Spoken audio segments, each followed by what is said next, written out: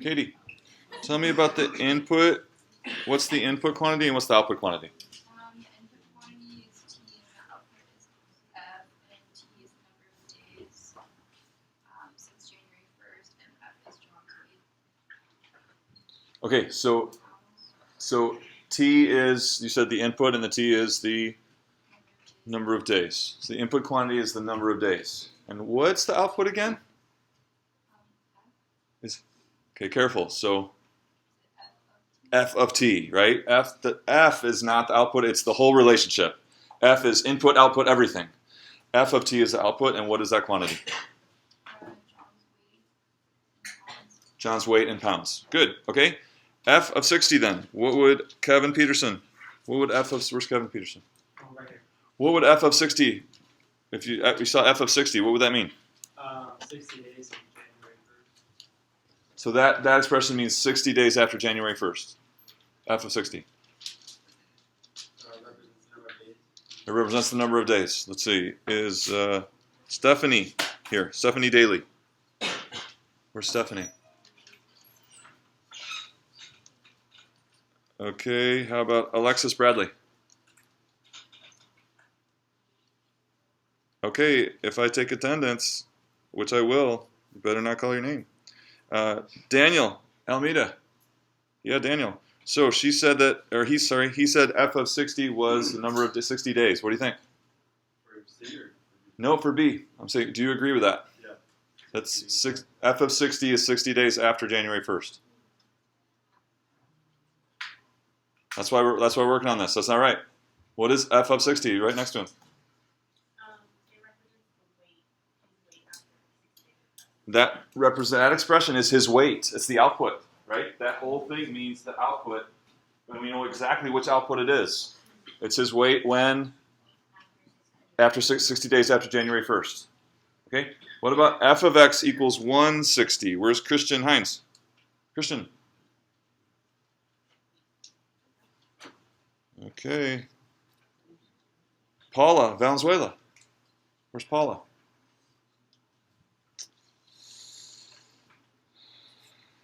Okay, Kyler McConaughey. For C? Yeah, for now, part C. It's his weight after X amount of days. His weight after X, and what is his weight after X amount of days? 160. 160 pounds is his weight after X days, or X days after January 1st. Right. And what about F of 0 equals 140? How about, where's Mingfi?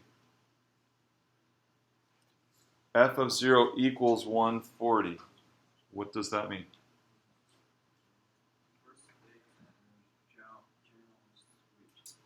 Okay, so on January 1st, it's his weight on January 1st, right? This is 0 days after January 1st. Then his weight is, what is his weight on January 1st?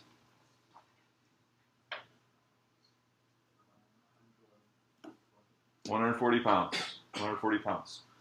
Okay, the next one's a little bit harder, but really important. So when you explain this, you're not allowed to say minus, you're not allowed to say difference, subtract, or any words like that. When you do this, you're going to get a single number, right? This expression will result in a single value. So we're interpreting what is that value? How could you interpret the meaning of that value? Volunteer, yes? The change in his weight between day 160 She said the change in his weight between day 160 and day 200. What do you think? Yeah, because remember we learned that change in a quantity, so these are output quantities, and if you take a final value of a quantity minus the initial value of a quantity, you get, we learned this in the first week, the change in a quantity, right? So we can use function notation to set up the change in output. But we know exactly what change in output it is. Which change of output is it? Starting 160 days after January 1st? Until 200 days after January 1st. It's the corresponding change in weight over those 40 days. Really important. This is all stuff that you see in calculus. Okay? Really important. So now I want you to open up to page 88 in your workbook.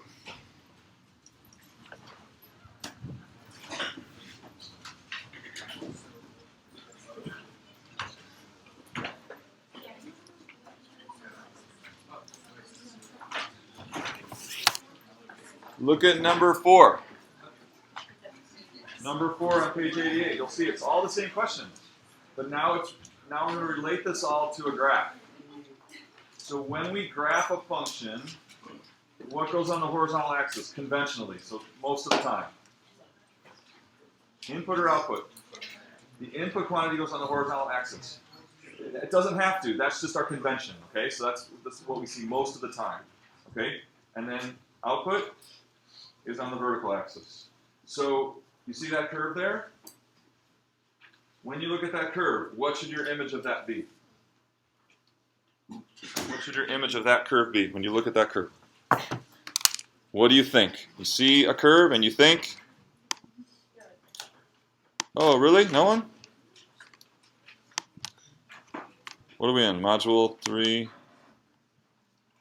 investigation 3?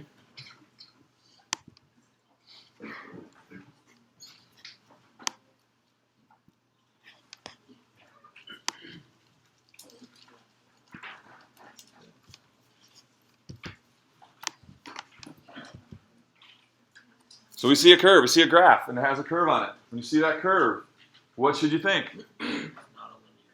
Okay, it's not constant rate of change. That's true. It's not linear. We know linear is constant rate of change. But what is it? What are you looking at?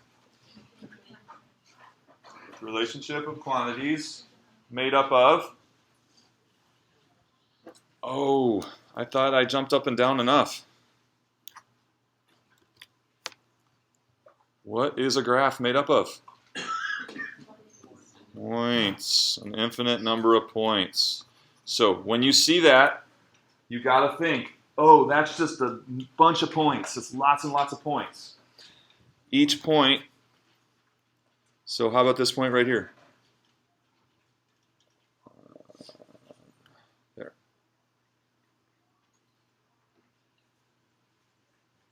I want you to write the exact values of the coordinates of that point.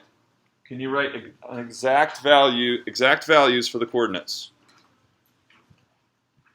It has two coordinates. It has an x-coordinate and a y-coordinate. You said the x-coordinate is which quantity? Number of days, the input since January 1st, which is 40. Now I want an exact value for the y-coordinate of this point. Exact. I want it exact. I don't want an approximation. Can you do it? Yes, you can. Someone said it. F of 40. That is the exact value of the output at 40. If you want it now, if you want to get an estimation for that value, what would you do? Where would you look? Now I want to know, at 40 days, I want to know about what his weight is. Where do I look? Do I look right here at the point? No, I look over here at the y-axis, right? We look at I use the scale, and I come over here and I approximate what's the y-coordinate of that point. That's how we approximate f of 40. So what is it? 175. As a guess, or 170, yeah, something between 175 and 180. Don't know for sure, but the exact value is f of 40. For outputs of a function, you're going to use the y-axis scale if you need an estimation or to see what that value is. Okay, so now go through the questions again. You're relating it now to finding values and relating it to the graph. So go through them again, and I'm going to start taking roll.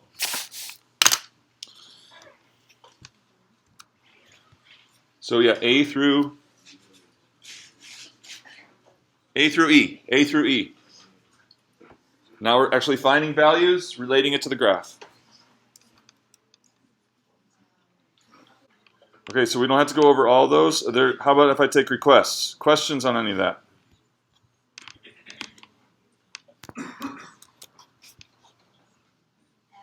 Which one? Oh, yeah, I said 1 through E, A through E.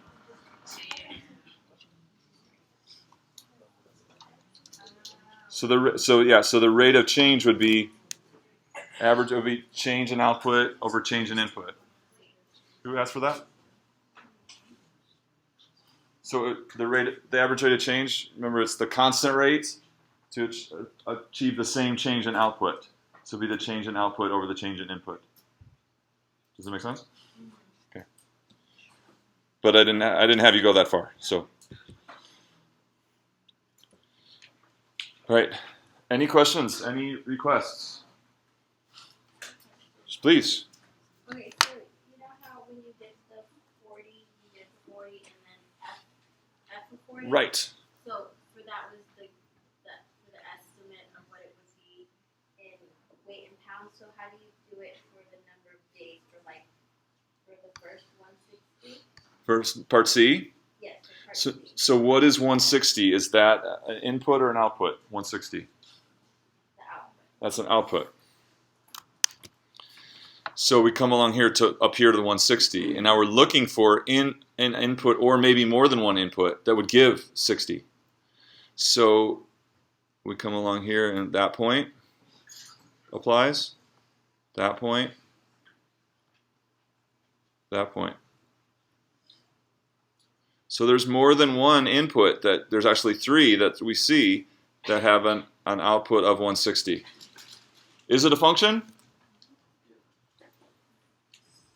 We've got more than one input giving us the same output. Is that a function? Remember what? So what is our rule? Our rule is that given an input, for every single input that you could pick, one output. So does that violate that rule, that there's more than one input that have this output? Does that violate the rule that given an input, you get just one output? So like for this, so what was the first one? What did you estimate for the first one? Maybe like, is that 20? Maybe like 15? I'm guessing 15. Is that about what you thought? 15 days was the first time that he hit 160?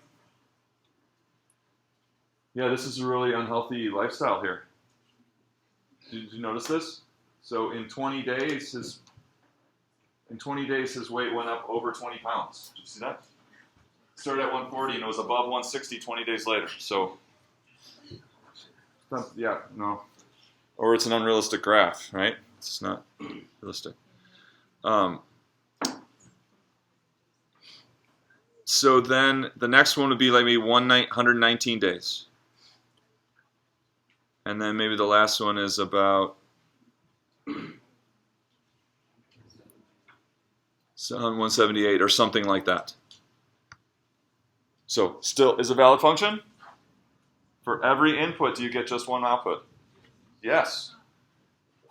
When it's 15 days, you don't get more than one output. You just get the one output of 160 pounds. When it's 119 days, you get just one output. Now, it's the same output as that, but that's not what the rule of the function is about. For every input, you get one output. For every valid input, you get one output. That's not violated by the fact that some inputs get the same output. So this is a function. No problem. Does it answer your question about? Yeah. Okay. So this f of 200 minus f of 160. So now looking at it graphically. So first of all, so can I just say that this is f of 40 to make it easier? What would f of 40 represent? We already talked about that. What is f of 40? The weight at 40 days. And what was this expression? Change in weight starting from 160 days over the next 40 days. Totally different meanings, right? This means something totally different than this. So mathematically, maybe coincidentally they'd be equal, but they have totally different meanings, so they are not equal. So if they happen to have the same value, it's just a coincidence. The important thing is that you understand the meanings. And by the meanings of the two, the meanings are totally different, and so that you would never set those equal to each other.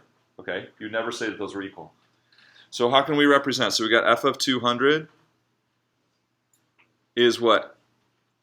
How does f of 200 relate to that point right there? How does f of 200 relate to that point I just drew on the graph? F of 200 is what?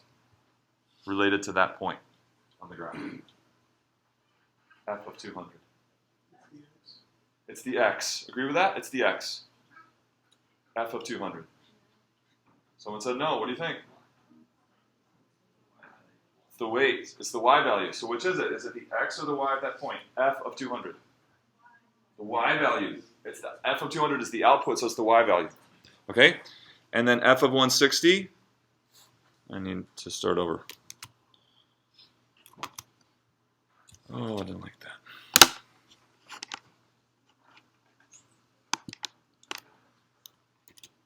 Okay, so f of 200 is the y value of this one. And then f of 160 is the y value of this one.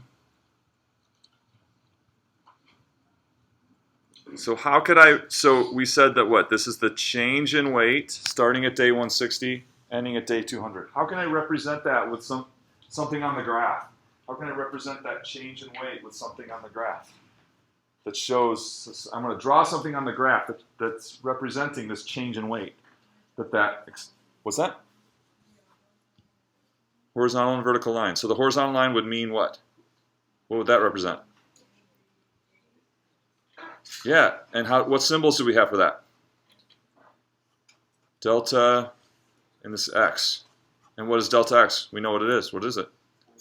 40. Okay, but I want to show that the corresponding change in weight.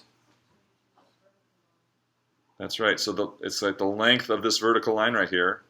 See, because this y value back here, that is, what symbols can I use to represent that y value right there? What could I write to represent that y value right there that I drew on the y-axis?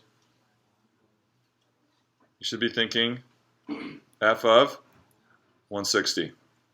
Remember, f of 160 is the y-coordinate of that point because we're at x equals 160. And what about this right up here? What is that y value right there? How could I write an expression to represent that? F of 200. Why? Because output values are vertical coordinates. Output values are the vertical coordinate. So now this right there is the same as what? This distance right there, which is that change from f of 160 to f of 200. Doing red. So the length of that red right there, from there to there, is the value of this. It's the change in weight, and you can also show it over here. It's also this right here. So that segment, oh, red, so it looks black to you. But the length of that segment is the same in both places, over here or over here, and it means that change in weight as time goes from 160 to 200. Okay, anybody have a question?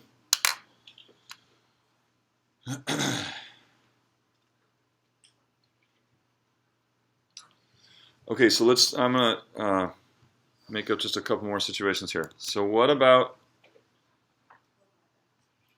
so I didn't have you do that one. I said A through E. All right, so let me erase here and give myself some room. So now I want to express the change in weight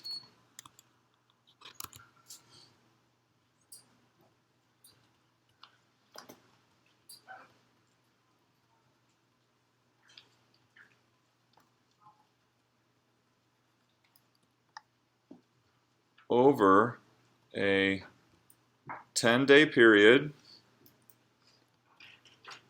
starting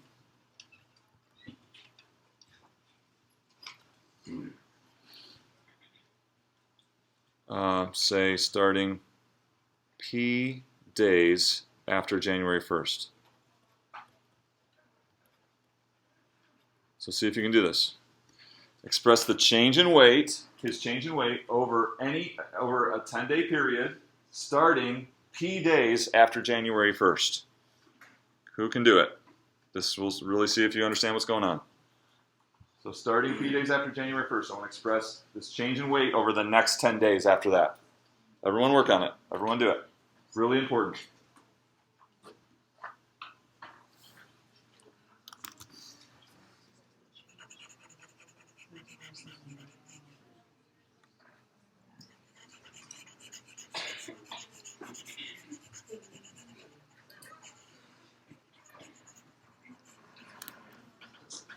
And while you're working, I'm going to write another one while you're working on it.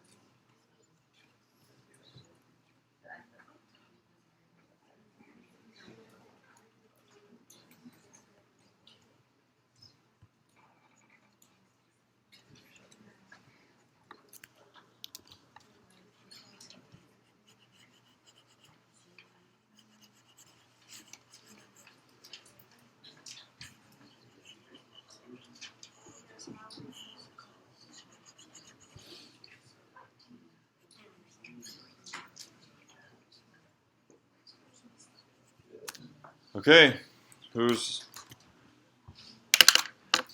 see, someone got it. Where's Cassidy? Do you think you got it? This is harder. Do you have any thoughts about it? Can we get started? If it's a change in weight, just what will the general structure of it be? It's going to be a change in weight. How about that? What expression are you going to write? The general structure that's going to give us a change in weight.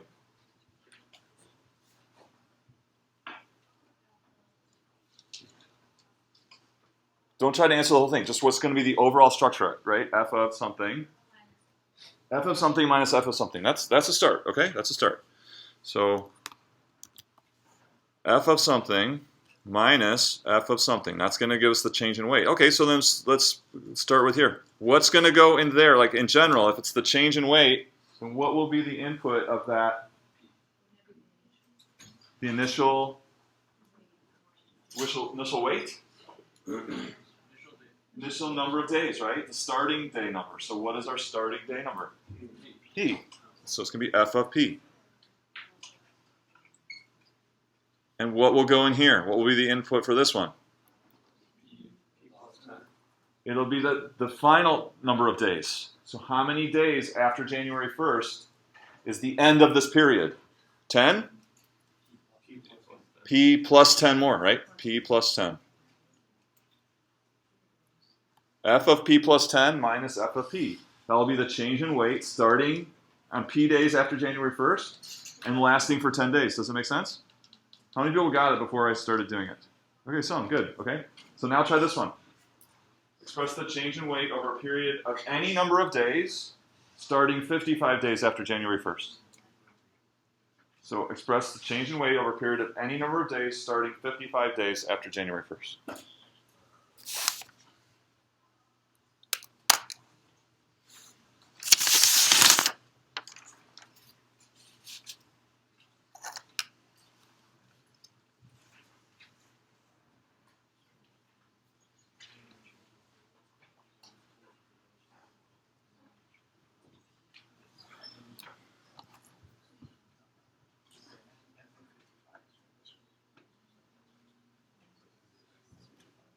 Okay, Marquise.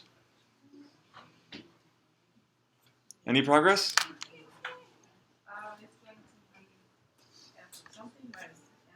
Okay, good. F of something at final output minus initial output.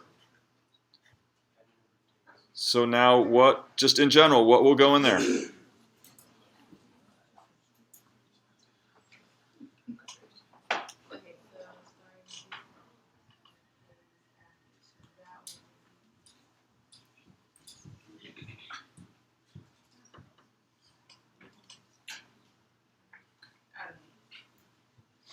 What should it be? Yeah. That should be 55. Because we want the output. This is the starting output, which would be the output at the starting number of days, f of 55. Okay, so now what about, just in general, what will go in there? Not what the answer is, but what will go in there in general? Final number of what? Days. The end of this period, right? So, when is the end of this period? Yeah. Wouldn't it have to be 55 plus any number of days? And how can we represent that? So I kind of left it open to you. It's not sure what variable. Okay. to use it as. So she said 55 plus x. You could use C. You could use D. You could use Z. Whatever you want. So we're defining this as, so then what does x represent in this problem? X means what? X is?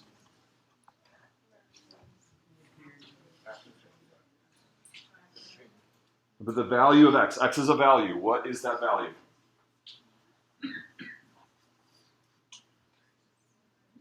That's the number of days. Number of days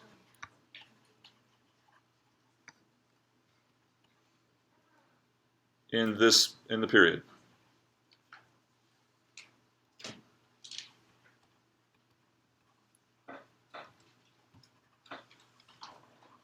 In the time period chosen. Okay? All right. Any questions? All right, so let's start talking about something new, but we're just gonna bridge right off of this. Questions about function notation or how it works with graphs, how we represent changes of output, how we represent a change of output. All important stuff. You're writing and making progress, or you're talking to somebody. Those are your choices. You're writing and making progress, or you're getting help. That does not include headphones. Just for the noise. Thanks. No. By doing that, those two questions. These are different than what's in your book, okay? What I wrote on the board or on the screen, it's different from the book. These are new items.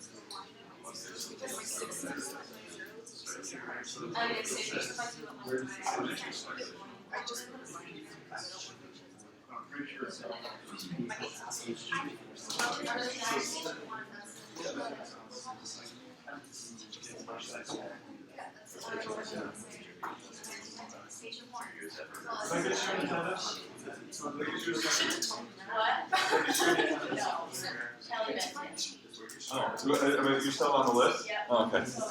Sorry.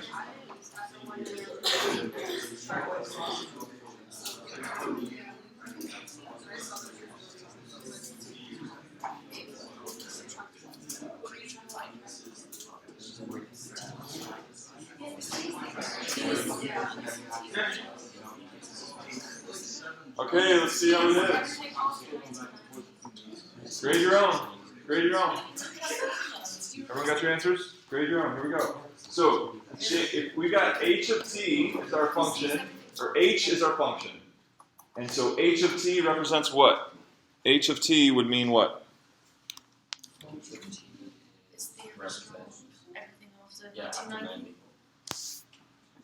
No. What does h of t mean when you say h of t?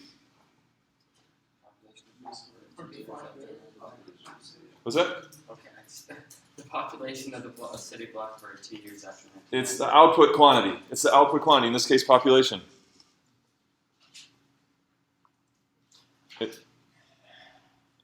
This is the deal with function notation. That expression, h of t, means the output. What about h? Is h the output?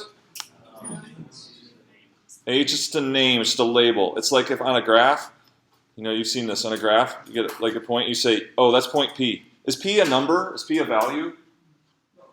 No, it's just a label to identify point P. Same with H. H is just a name or a label that identifies everything about the function. The input, the output, its relationship.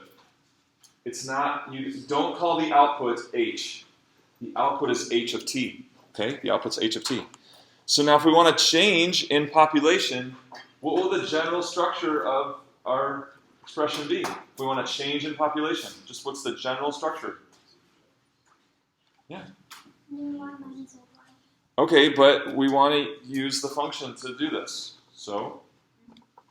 Should I say what my answer is? No, I just want the general structure of the answer using function notation to get a change in population. The H at the Something, right? minus the old H. What? Minus the old H. Okay, but not H. H is the name of the function. Yeah, the H at the old H. Right, that's right. So this will be the general structure of the answer. Give yourself 1 point if this is the general structure of your answer. We want the change in output, the change in population. So we're going to have final value of output or final value of population minus initial value of population. So then how do we get the initial population? What is the initial, how would we write the initial population down? Would it be Z plus 1? The initial population is z plus 1.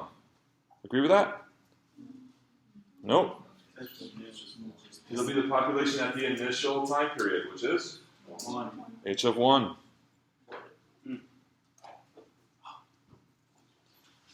This is the population at the beginning of the time period.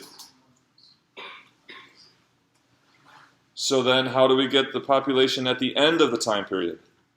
H of Z. H of z. What do you think? Is it right? No. It's close. But that's z years since when? 91. No. H of z would be the population when? Z years after 1990. 1990. We want, it's going to be starting at 1 year and then lasting a period of z years. So it needs to have plus 1. Does it make sense? Because you have, see, look, you have 1990. That's when t equals 0. And you have 1991. T equals 1. And then we want z years starting in 1991. So what will the value of t be right there? Z or z plus 1? It's got to be z plus 1, right? Z plus 1.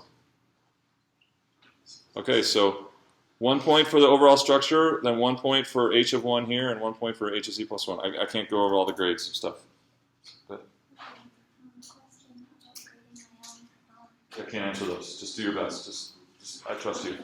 I trust you. 1 point for h of something minus h of something. 1 point for 1. That's the initial time. Z plus 1 final time. 3 points total. Okay? So now we want the change in population over the 8-year period starting at any time after 1990. You can change your answer. Go. You got 2 minutes to redo F. Go. Work on F. You can talk.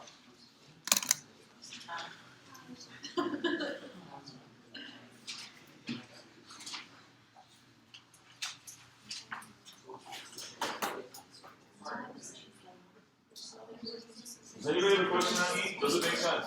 It's a really important skill that you need to have to be able to do this.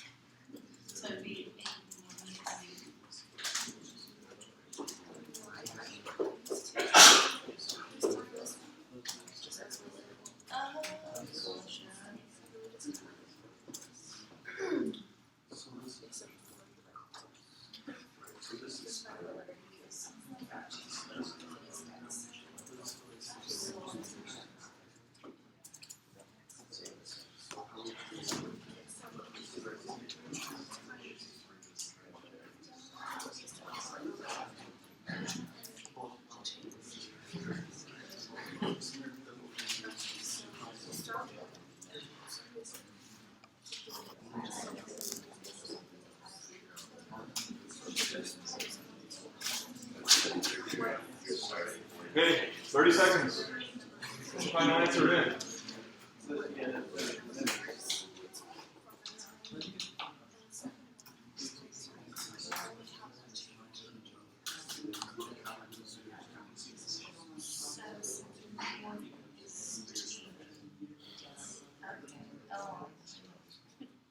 Okay, ready? General structure, Jake. General structure of the answer. H of something minus H of something. Change in population will be final value of population minus initial value of population. H of something minus H of something. So yeah, so when you're creating expressions, start with overall structure first. So make some headway. Don't think that you got to get all the details right in your first try.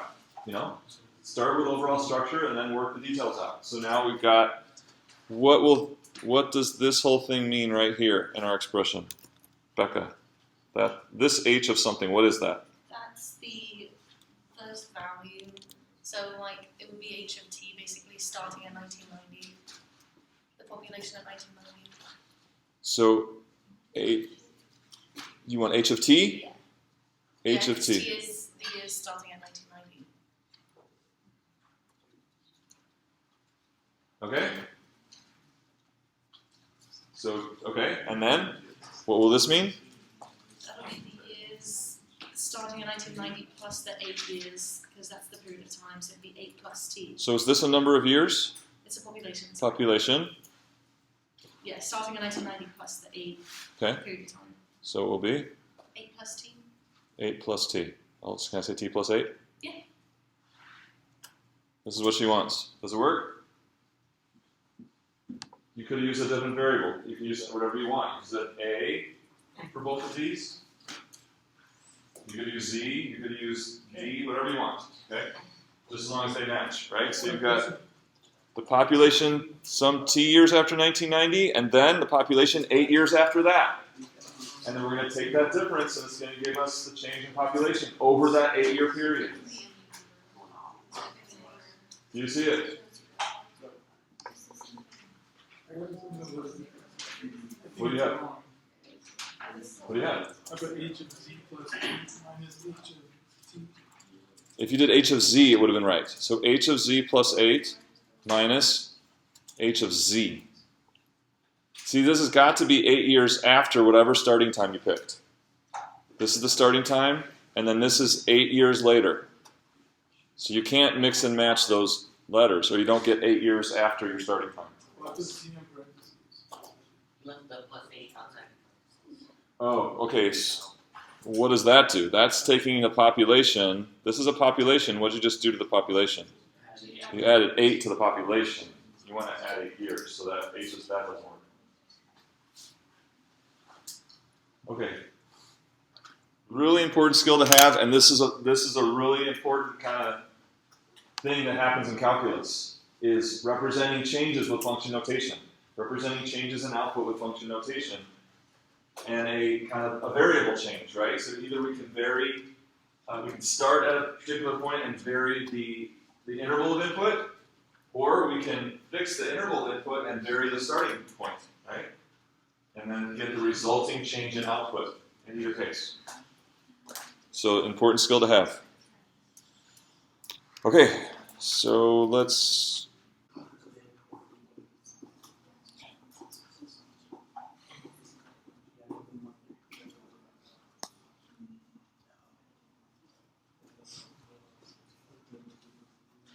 Okay, almost there.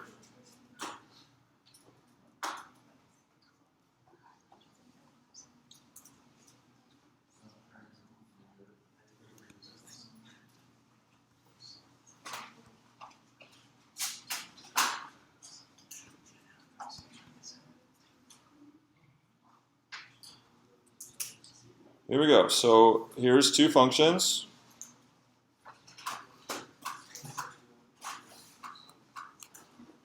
It's a little wordy, but let's make sure we're making sense of it. So function f, the input quantity is average length of worker shift in some industrial setting, okay? So it's maybe a factory or a construction site or something like that. Average length of worker shift in hours, and the output then would be over the course of the year, the number of expected industrial accidents. So what happens when the average length of the shift goes up? When the workers are working longer shifts over the course of the year, you'd expect more accidents, right?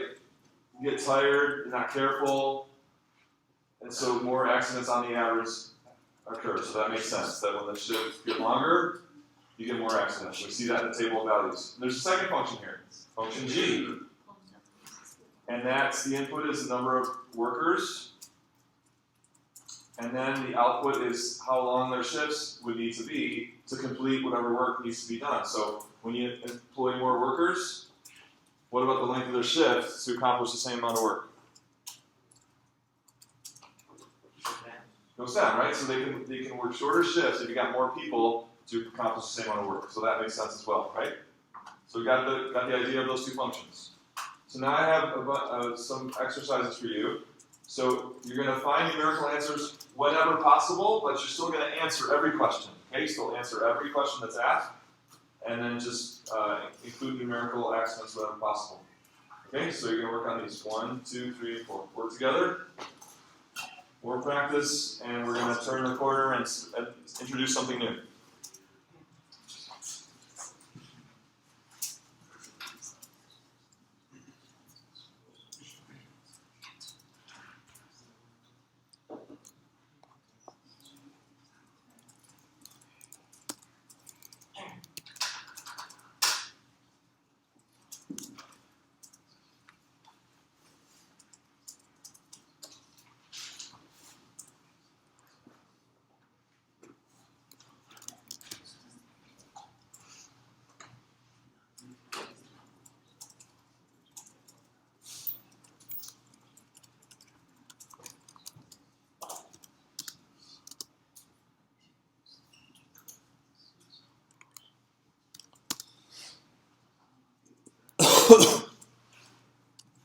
Okay, find someone to talk with. You're talking this out. Work together.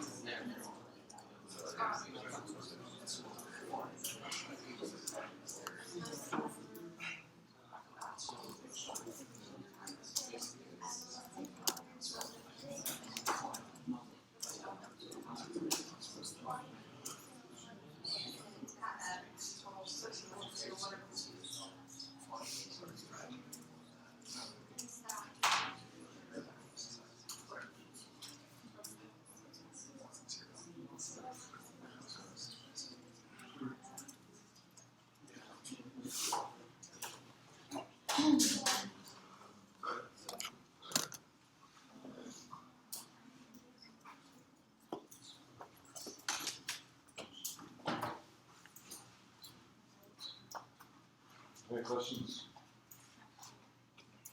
Sound roll?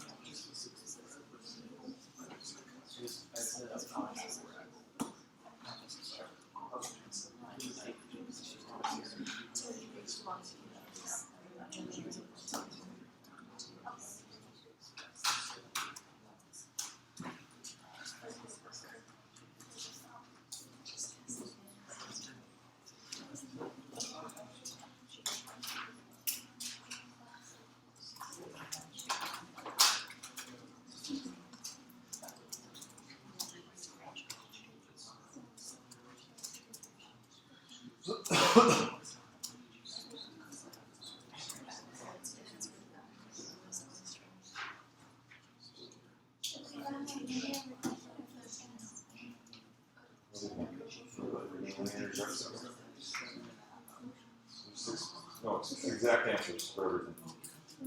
Exact answers for everything. No calculator. How can you express it exactly? That's the key. You express it exactly every time.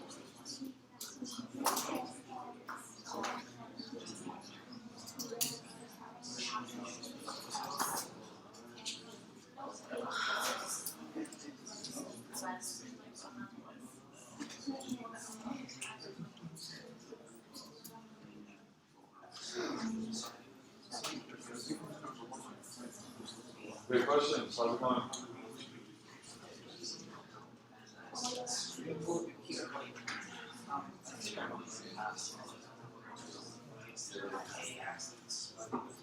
Okay, so how can you express the number of accidents expected in the shift?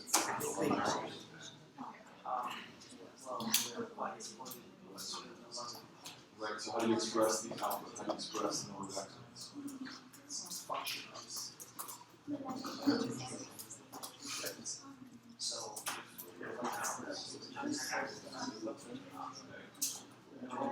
What about 6 hours? What about write something that gives the exact number of accidents in 6 hours? That's what I mean. So that's what we're working on before, right? How can you express the output of a function?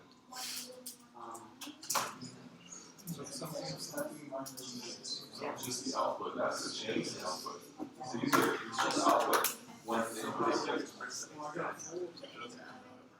You're guessing because you don't see the table. We want to work this exactly. Like a formula function. F of 6. The output of the function when the input is 6 would be F of 6. Function notation. Notation gives an output for given output. So let's use the F of 6. Is that cooking? That's for this whole, that's what we work on all day and then last time.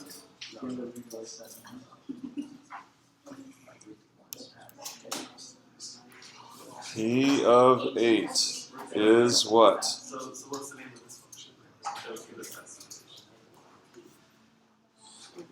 P of 8 would mean what? What is that? Well, he's got P of 8, that's what that means.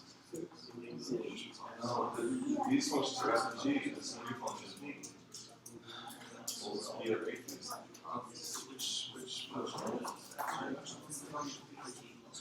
It's the output of P when its input is 8. You gotta have that down. So this is what we're doing. This is really important. So that P of 8 is the output quantity. That's what I'm asking you to do, and you're not coming up with it. How would you express the number of accidents expected when the shift is 6 hours? How would you express that?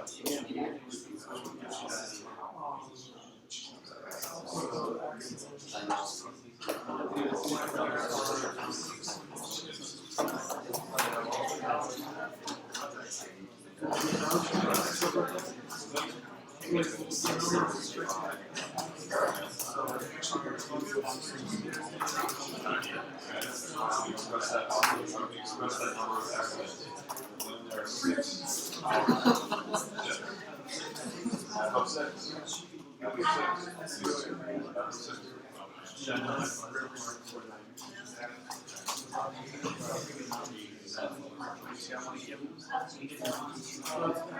Okay, let's see how we did. So, Jay, how can I express the number of accidents when the shifts average 6 hours?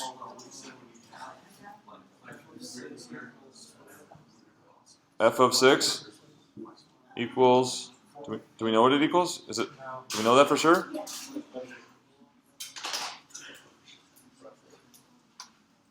We want an exact answer. So an exact answer. F of 6. Okay? It shouldn't be uncomfortable. This is what we're working on. This function notation gives us, it represents the value of output for a given input. So I'm asking, this is exactly what I'm asking for, F of 6. And the table doesn't have that value in it, but it doesn't phase us because we can just write f of 6 and it means that output, whatever that value is. Get it? Okay, so how about the average length of the shift when 113 people are employed? Maddie. G of 113. G of 113, and what's the value? 113. Equals 113? Oh no, equals the average length of shift. Yeah, equals the average length of worker shift when you employ 113 workers. Yeah. Do we know exactly what that value is? Is that uncomfortable? Yes. It is. Okay, that's awesome. Thank you. Thank you. So our goal is to make a journey here. Make a journey that we can express numbers with function notation and it's not uncomfortable if we don't know what that number is.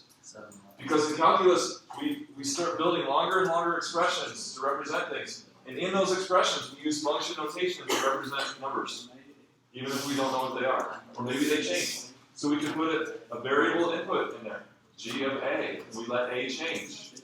So then that's the current value of output for whatever the current value of a is.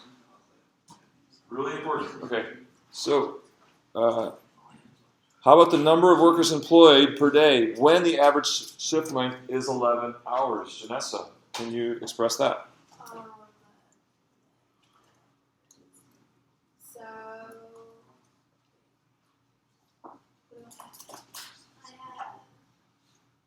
I have f of 11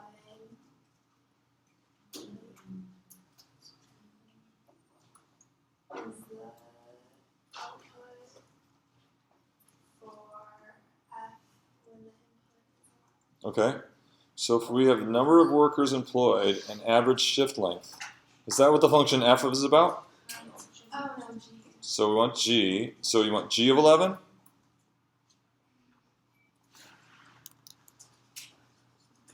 G of x G of something, right? Could be x if you want, sure. equals 11. Equals 11. So we're expressing some number of workers employed per day when the average shift length is 11. That value of x now means whatever number we need to employ so that the average shift is 11 hours. Okay, so now number 4 is a little bit different. So you got 65 workers. How many accidents are expected? So take me through the process. Take me through the process. Tell me your name. I forget your name. Sean. Sean, okay. So I went to function G. Function G first. Plugged in G at 65. Okay. Which gives you 12. 12. And then I took that 12 and put it in for function F. And why can you do that? Let me stop you there. Why can you do that? Why can you take that Because 12? that's the output of G is the input of F. It's the exact same definition. Right. Okay. Okay. So you put it. You look there, and then. Like F of 12 gives you 13. So you're saying that 13 accidents expected. Yes. What do you think? Yes. Jenna likes it. Okay. So somebody else. Carlo. How about with 100 workers? I plugged in 100 in for G, Okay. and I got 8. And then I just put 8 into F, and I got 6. And why can you just put 8 into F? Because it's the same exact value. Well, the same label, definition of the function. What are all these things called? Variables. What's this whole course about? Pre-calc. And what is pre-calc about? Variable math. Really? Thank you. Who said it? Thank you, Kate. Say it louder. These are quantities, right? Measurable attributes. Measurable attributes. Yes, we use variables to represent quantities, and they're kind of definitions, but these are quantities, right? All right, and then you took that 8 because it was the same quantity. The output quantity of G was the same as the input quantity of F. And we got 6. So what are we doing? We're stringing these two functions together in a process. We're stringing these functions together in a process. We're taking the output of G, which is the average length of workers' shifts, And then we can make that the input of f in order to get the number of accidents. Yes, Dan? Question, could you extrapolate that to g of x equals f of y? We're about to do what you're thinking. We're about to use the notation in a second, okay? So let's think about that. So everyone good on number 4? What you did number 4 to do this? Because this is the underlying principle that we have to get. And now we have to put the notation on it, which gets a little harder. So let's try this here. So now we want to represent those answers. What was this first answer again? Tell me the answer.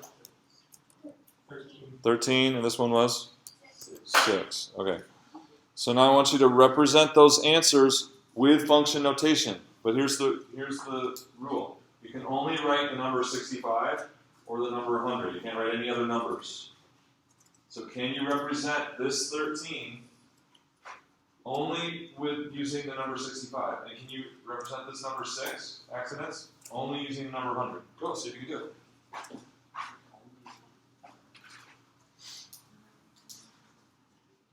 Who's catching on? Who can do it? Work together.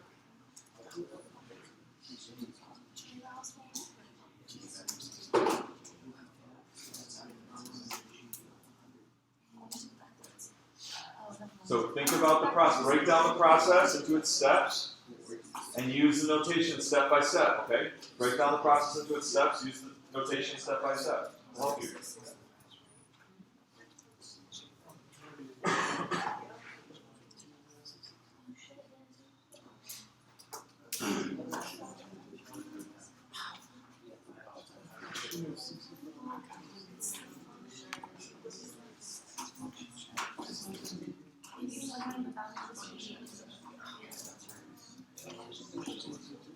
Did you get it going?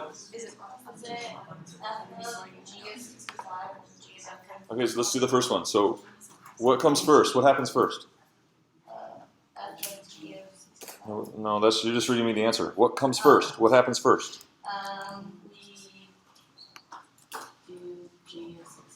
G is 65, right? You put 65 as the input into G. And so, is that the output or the input? The input. It's the now it's the input. She's saying it's the input of F. Is it output or input? It's both now. Right. So you said input. That's right. It's the input into F because we're taking the average length of a worker's shift here, which is the output of G. But now it's also the. So. Who wrote that before we started doing it? How many people got it? Okay, pretty good. So G of 65, is it input or is it output? It's both. It's both. It's the output of what? G. G of 65 is the output of G. And what is it relative to F then? It becomes the input into F. It's the input into F. So then to get 6, what do we do first? G of 100. G of 100. Is it the output or the input of G? The output of G, which represents what quantity? What quantity is the output of G? No. Average length of worker shifts. And we took that number, which was 8. So this equals 8. And we did what to find the number of accidents? We made it the input of F. We made the number of the average length of the shift. The input of F gives the number of accidents. Okay, so this is the idea of what's called composition of functions. Stringing two processes together.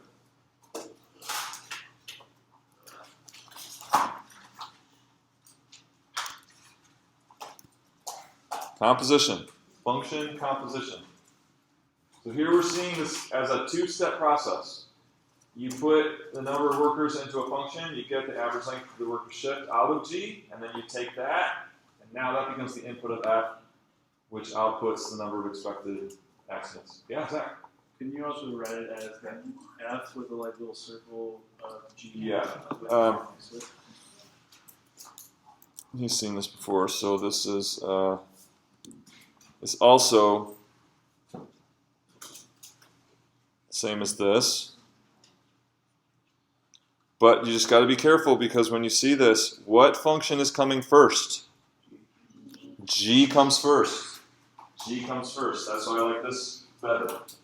Because you actually see this output is the input of F, where that's kind of lost in this notation. The whole point is the output of G is the input of F. And that notation doesn't really express that, but it means the same thing. Okay, so a couple more questions for you.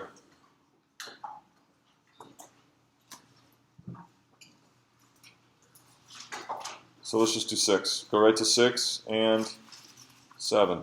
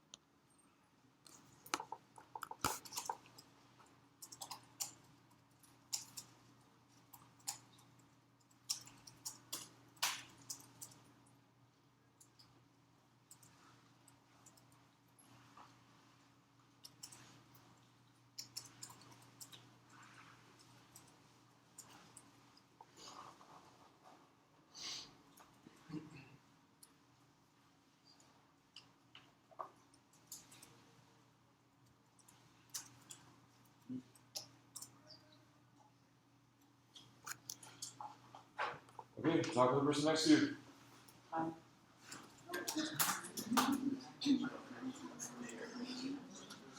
See if you agree.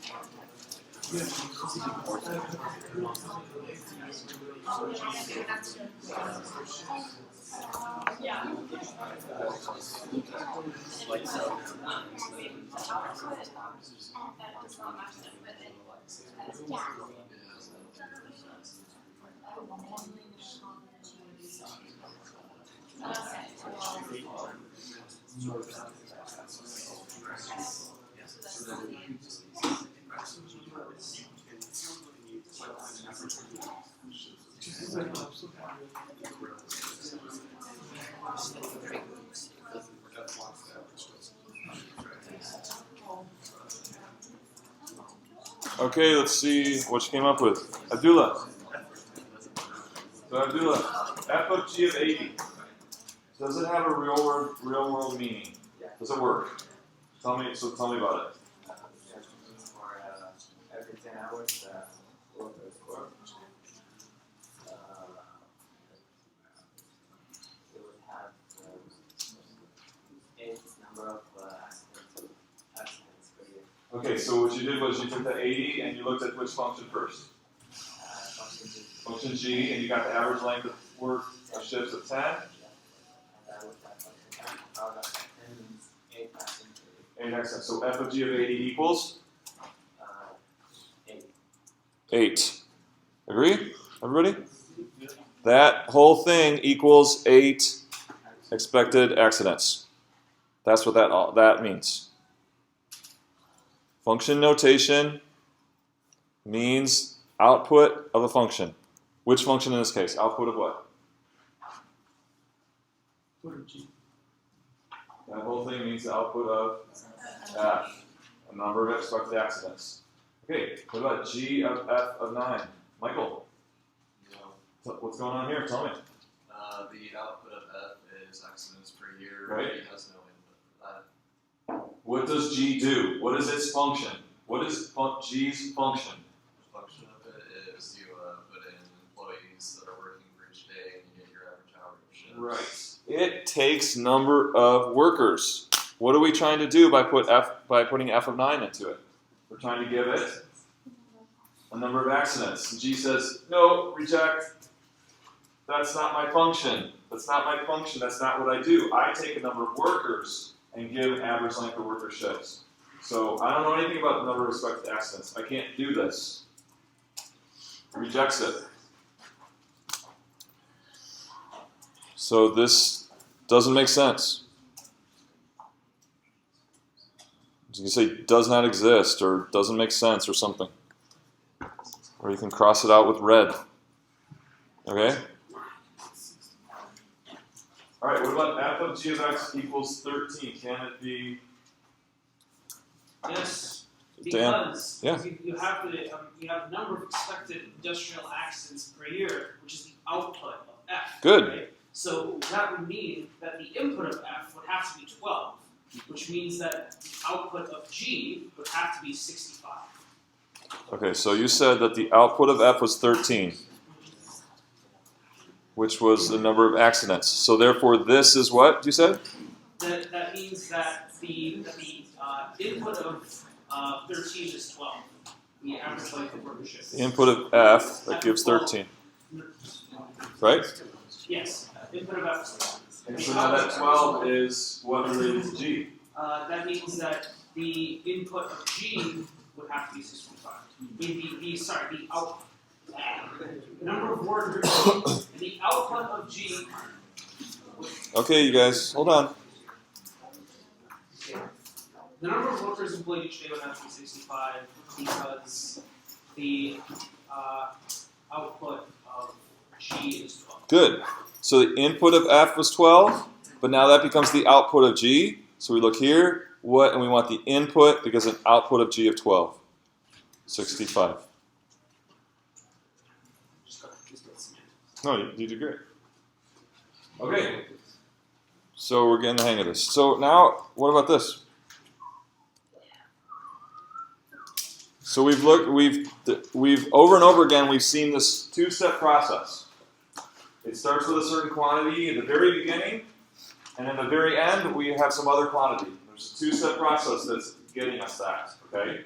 So now we want to do is we want to create a single one-step process that has that same effect. And we're going to call that function h. But you're going to do it, okay? So you got to identify what h's input and output is first.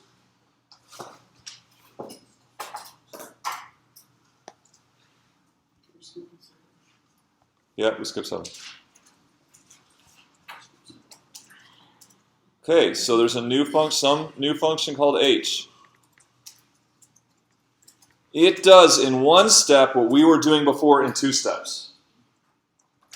So you're going to determine what the input of h is, what we started with, And after the two-step process, what we ended with in the very end, that'll be the output. And then we want to create a table of values. Don't use any function notation here. Just find ones where you can get actual values, okay?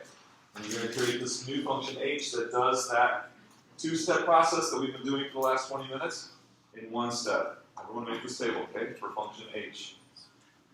Or talk to somebody and get help. Is the task clear? Okay, go for it.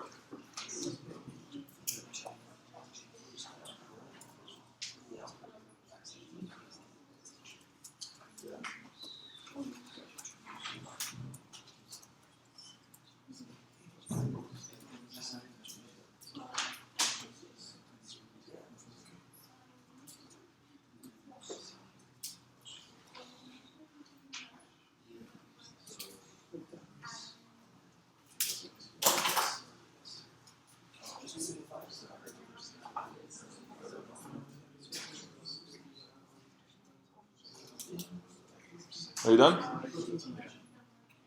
What was the input quantity? Number of employees was Okay, and what's the output? Good.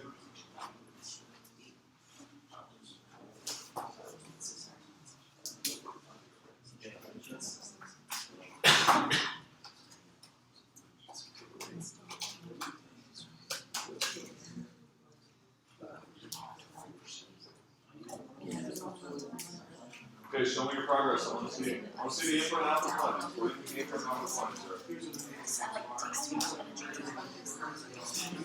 Good. Show me the input and output.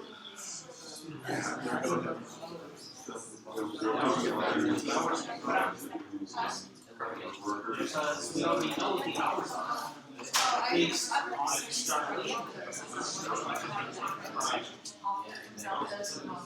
H takes up the end of one step. It's the exact ones that we're discussing, so yeah, I'm trying to write the output.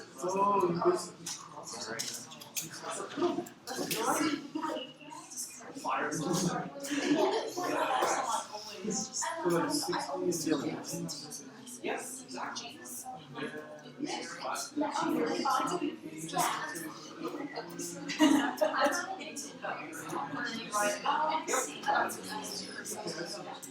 Yeah, because I want.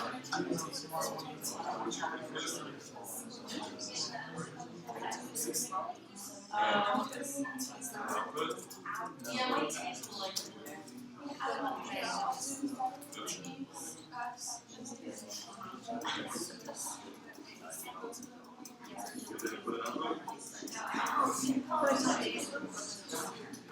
So when we did the two-step process, where did we start? Did we start with function C or function F?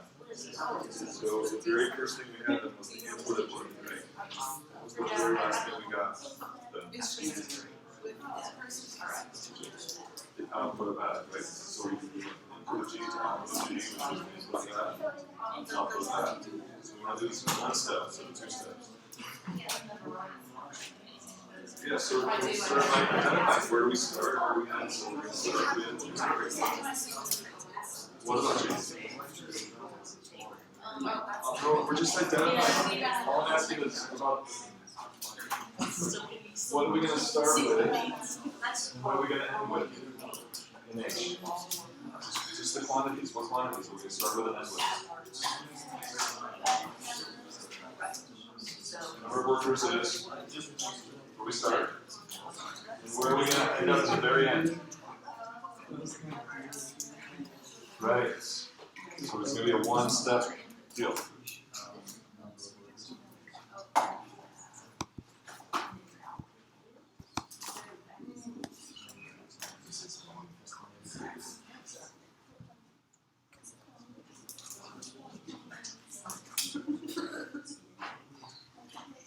So did we get the right input and output? Sure.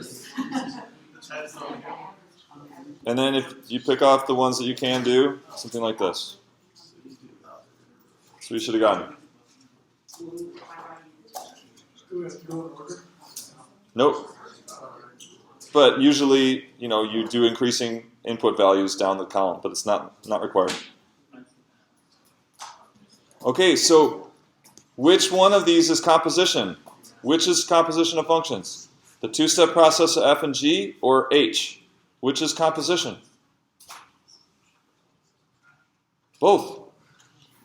It's just how you think about it. What we were doing most of the time was we were doing it as a two-step process. We were looking at executing G first, taking the output of G, making the input of F, and executing F.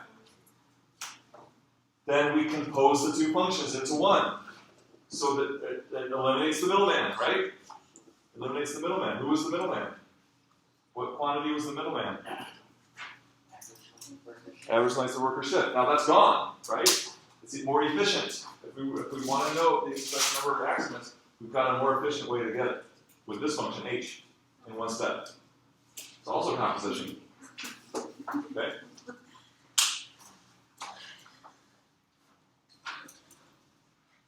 Any questions?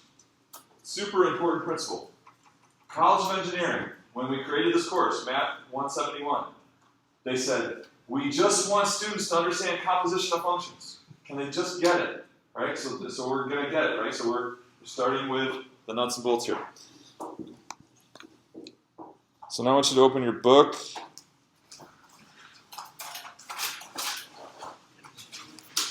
Let me make sure about that. Hold on.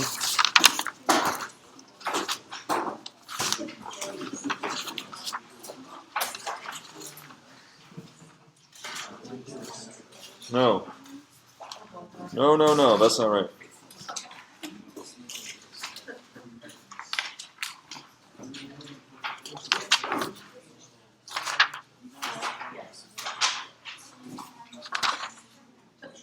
Okay, this is old, that's the old version. So what do I want here?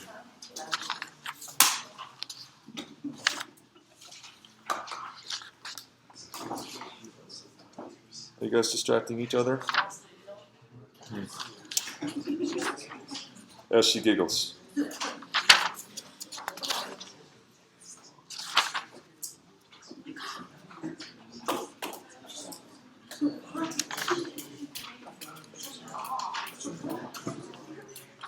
you have a page missing? What's going on?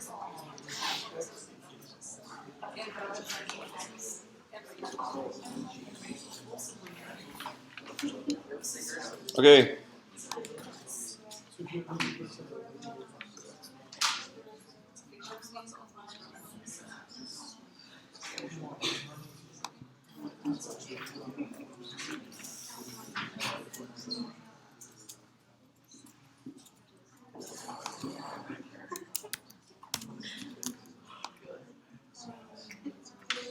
Oh, give me strength. Where am I here? 5.1, I guess.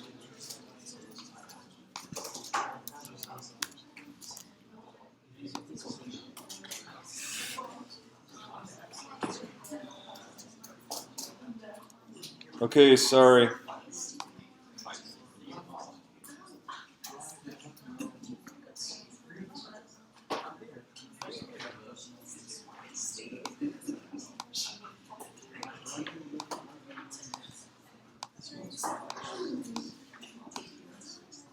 There it is.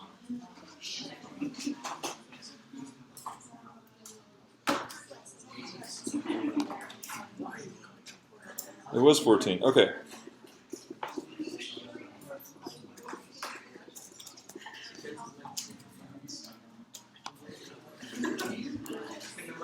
Where is this?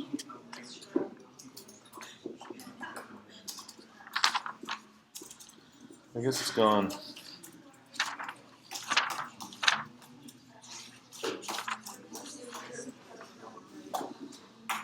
Oh, there it is. Page 92. 92 in your workbook.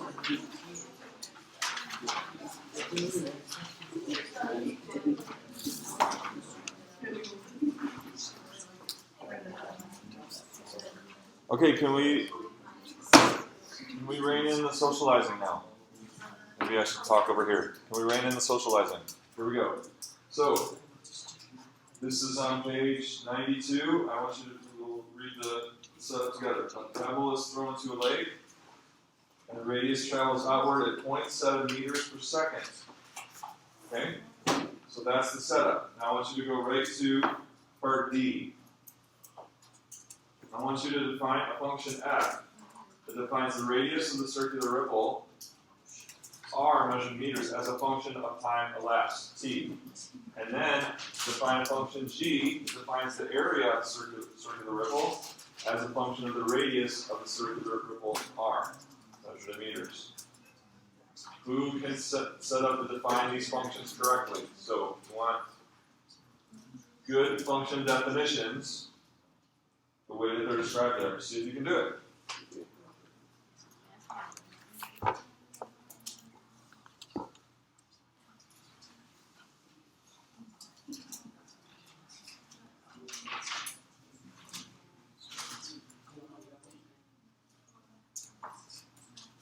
We're defining functions. What should be the first question we ask ourselves? We're defining functions. What should be the first questions we ask ourselves? Right. What should it be? What should we have? We're defining functions. Michael, what's the input quantity and what's the output quantity? Gotta know this. So what's the input quantity? What's the output quantity? If you don't know that, you'll never be able to define the functions correctly. So you've got to start with, according to how it's described, what is the input of f? What is the output of f?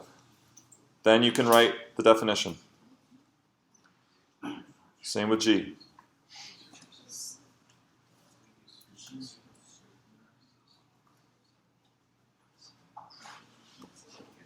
Very important skill. Can you do it?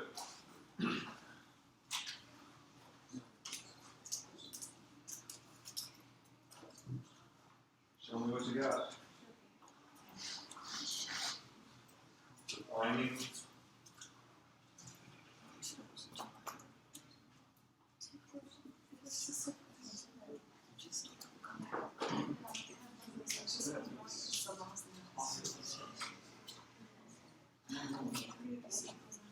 Jump ahead. All we're doing is defining the functions right now. We're not combining them. All we're doing is just defining the functions. F and G separately. F and G separately.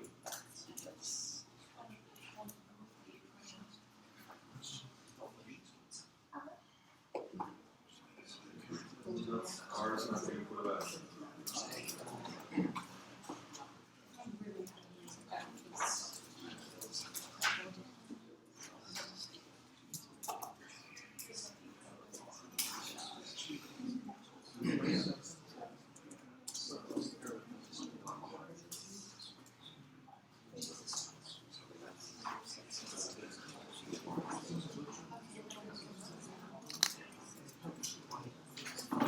What's the input of F? What quantity is the input of F? R. He said R. Agree with that?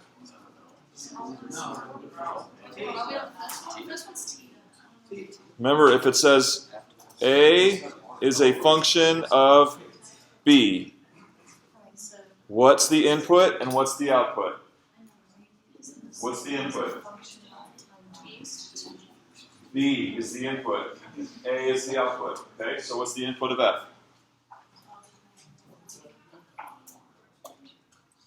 T, time in seconds. Time elapsed since the pebble hit the water.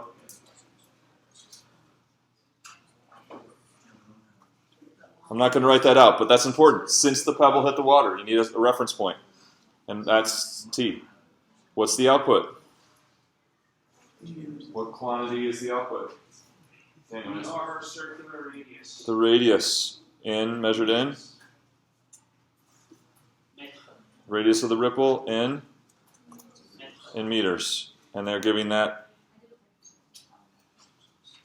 they're saying that's R, right? Okay, so now we want to define the function.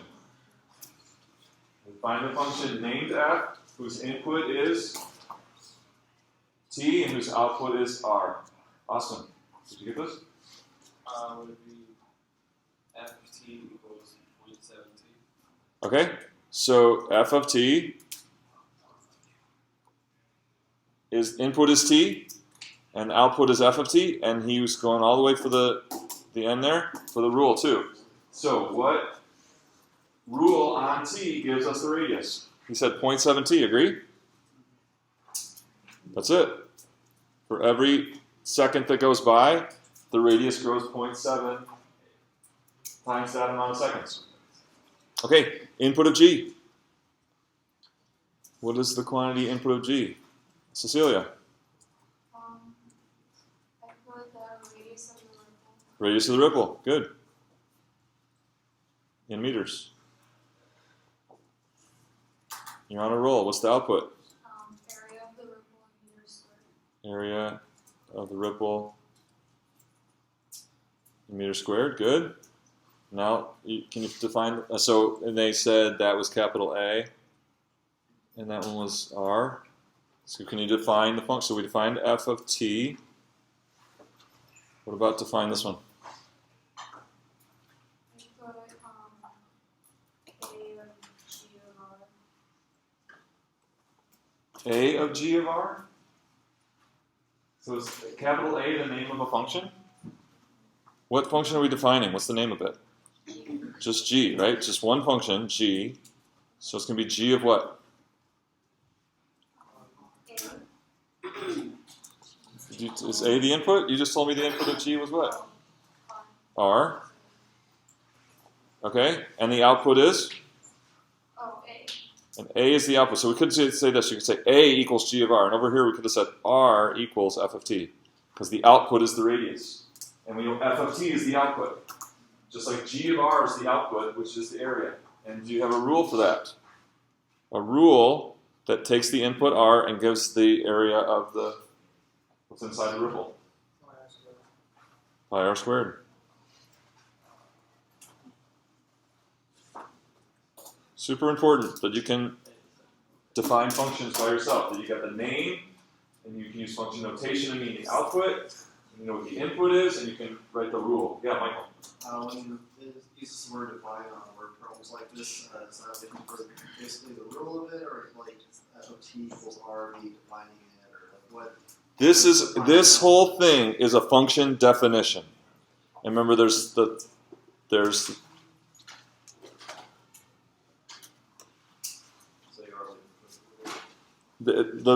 rule is part of it. So you've got the output, the input, the name, and the rule. So the inputs are, the output's G of R, the name is G, and the rule, that whole thing is a function definition. Okay, so what would make sense? F of G of X or G of F of X? Talk to the person next to you. Which one makes sense? F of G of X or G of F of X? Which one makes sense? Don't tune out. This is important.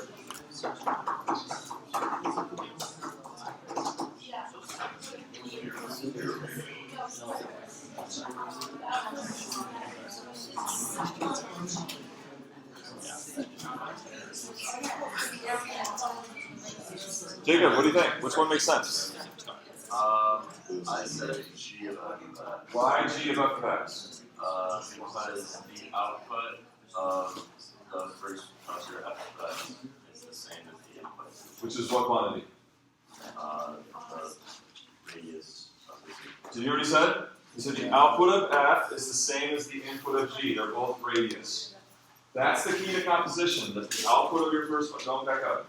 The output of your first function is the same as the input of your second function. That's what makes it possible. So what about F of G of X? Does it work? No, because what's the output of G? Area. And what does F take? Time. F says, no, I take time. I don't take area. I can't do it. It's not my function. It's not my function. Okay? So G of F of X. So now, find the area after 4.2 seconds. Go. Find the area after 4.2 seconds.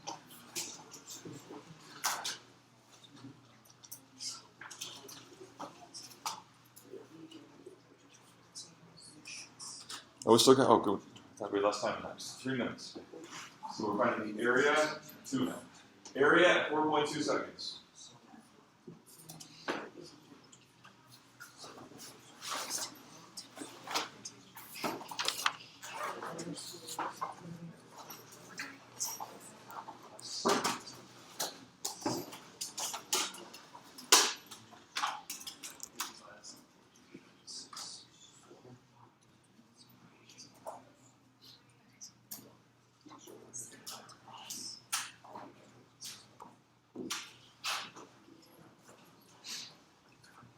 What is 0.7 times 4.2? Nice and loud. And what is that unit on that? 2.94 what? That's the radius, right? And then we're going to take g of 294 pi times 2.94 squared. 27 point.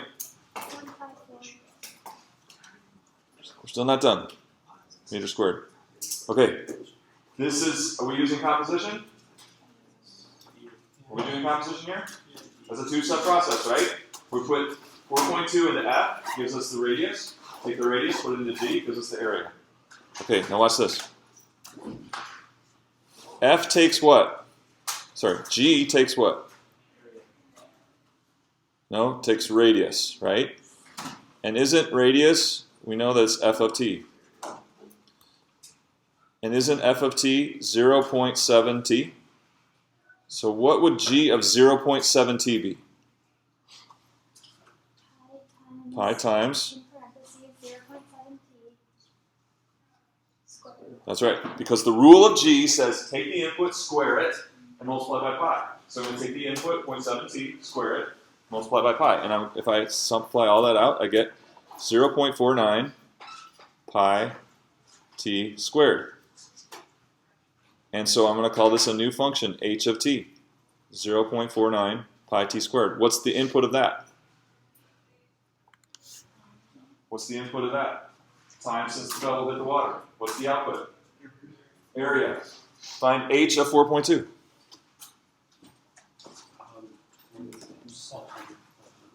Got it yet? I've got it. What is it? 27.154. Is this composition? Yes. In one step. It's the same thing of doing F and then G, but now H does it in one step. Right? Because I took the rule for F, put it into G, and got a new rule that performs that same sequence of tasks. Time to radius to area. Now it takes us from time to area. One step composition.